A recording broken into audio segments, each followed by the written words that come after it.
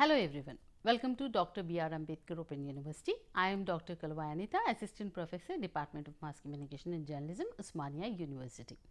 Today in this lesson, we will talk about normative theory. What are normative theories?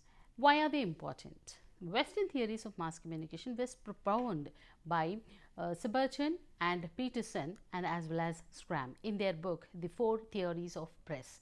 Now, press theories, as we said, theories are very important. With the experts, they have come forward and they have did a lot of research and then come forward with various theories. So, these theories, normative, mainly express idea how a media outlet or a media ought to or can be expected to operate under a privileged set of conditions and values. So, media has its role, as a people we just consume content, but media plays different roles in different conditions. These have been studied and there are some hypotheses rather than theories, and according to during the Cold War time, lot of studies have been done to know how people think about how they consume the content.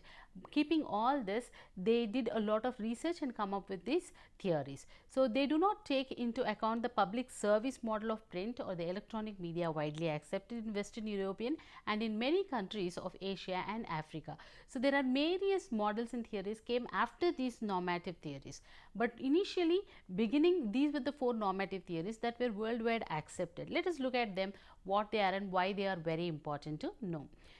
These four theories are authoritarian theory, libertarian theory, social responsibility theory and Soviet media theory. Let us get into them one after the other. As the term authoritarian theory says, it describes all forms of communication are under the control of the government, elite and authority or influential bureaucrats, which means the press has complete control on the government. The government will decide what media has to write. Whatever the rulers, whoever is in the power in the country, they dictate the media.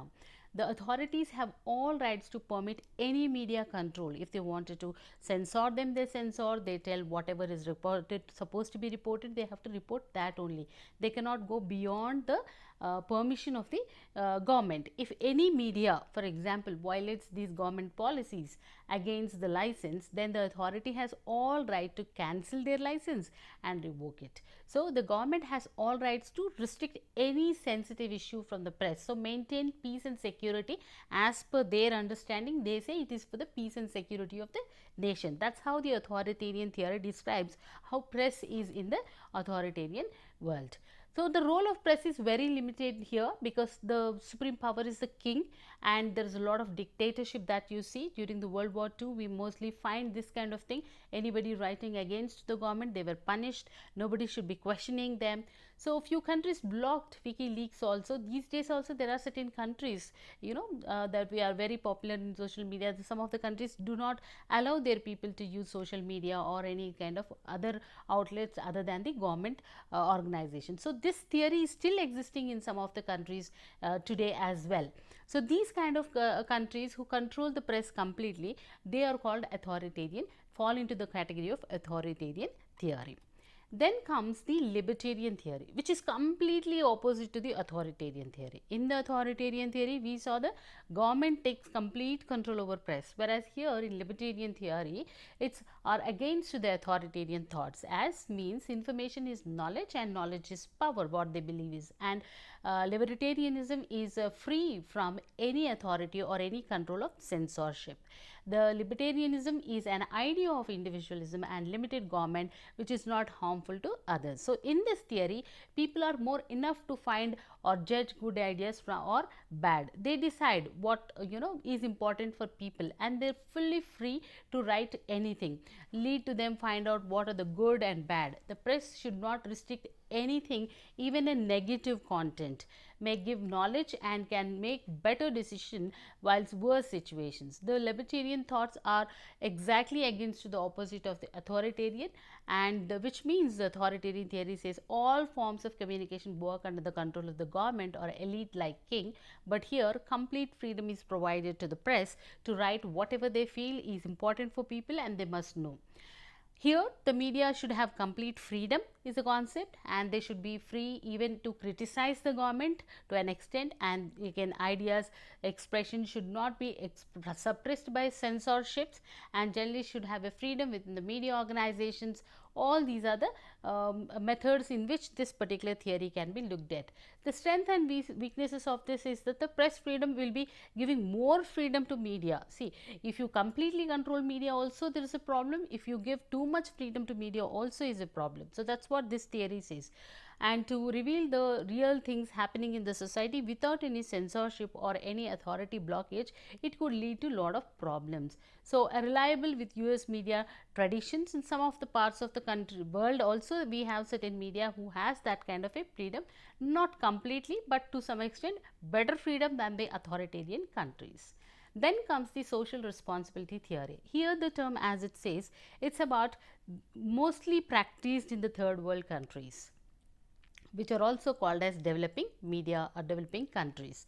And in social responsibility theory, press, which is associated with the Commission of the Freedom of Press in the United States of 1949. In this book, Four Press Theories, it has been stated that pure libertarianism is antiquated, outdated and obstacle. So, you cannot give complete freedom to the press. So, it cannot be completely controlled or it cannot be given complete freedom. So, keeping both of them in mind, this particular theory has been brought into picture. They paved way to replacement of libertarian theory with the social responsibility theory. So, whenever they report with a social responsibility as a main criteria.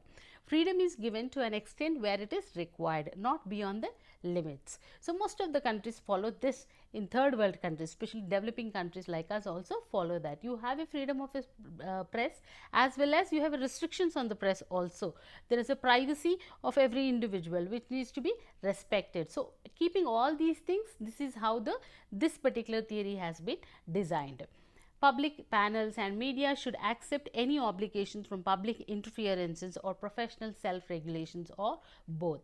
The theory lies between both authoritarian theory and also the libertarian theory, because it gives total media freedom in one hand but the external controls in another hand. So, you do have a freedom to ask questions, but definitely there is a limit for this. That is what social responsibility theory says.